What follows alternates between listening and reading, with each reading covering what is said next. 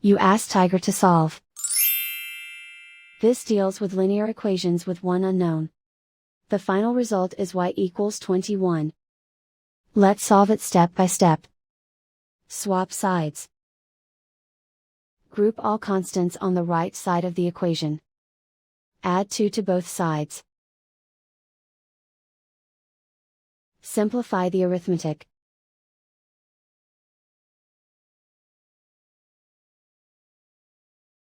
Isolate the y.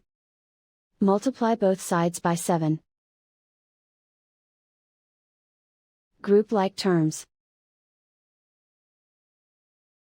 Multiply the coefficients. Simplify the fraction.